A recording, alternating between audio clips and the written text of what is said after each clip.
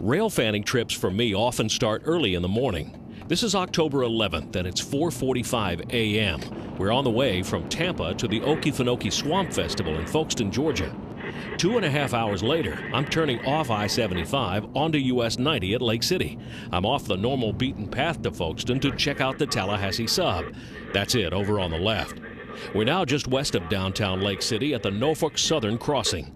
This is where the GS&F from Valdosta to Hampton Springs and Palatka cross the seaboard. Now an industrial spur, the NS track stopped just a couple of miles south of here. Typical of my luck on the Tallahassee line, no trains today. At Sanderson, I begin to hear activity at Baldwin, but nothing coming my way. Turning north at McClenny on Georgia 121, it's nearly 20 miles when I cross the GS&F again.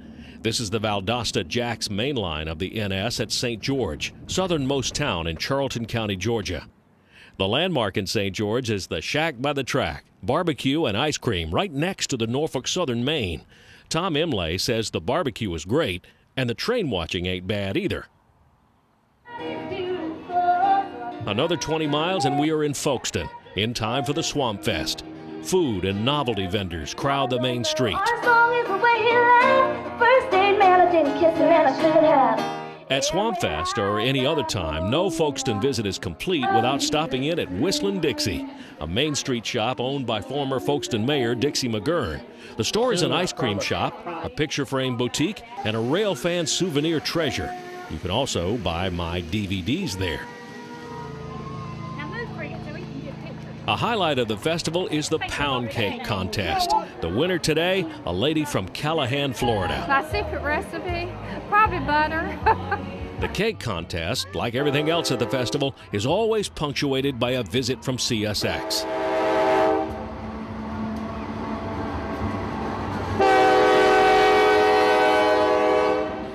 Later in the evening, it was a burger cookout at Tom Imlay's Railroad Ranch.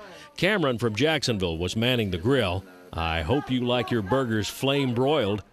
Tom's Ranch is really just a house in the country, but you sure can't beat the view. 60 trains a day, right across the front yard.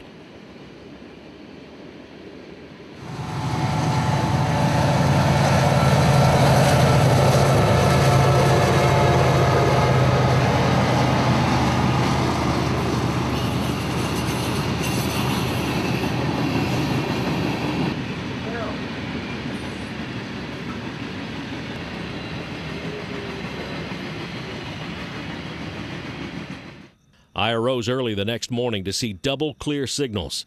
This is the view from Tom's driveway. PO 53 and 75 south, passing clear below track 2 over. Clear below, so I know what to figure out.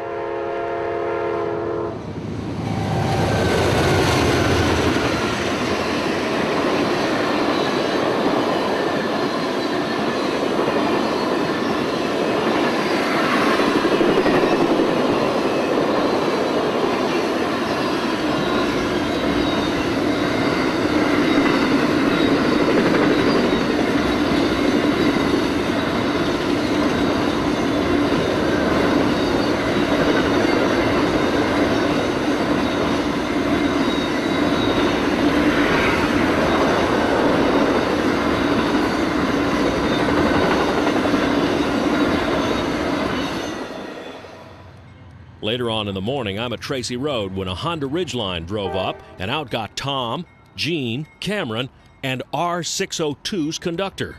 I was in Folkston when I heard it on the radio. You can pick me up at Tracy Road. I got a ride. I knew what that meant, a ride from the Railroad Ranch. Trouble on the line in Jacks forced all trains to stop where they were this Sunday morning. One of the victims was R602, this northbounder to Waycross. Somewhere in the process of getting it stopped at Boulogne, 602's train separated, and the conductor had to walk the entire train and inspect it, since it was a key train, something related to hazmat in the consist.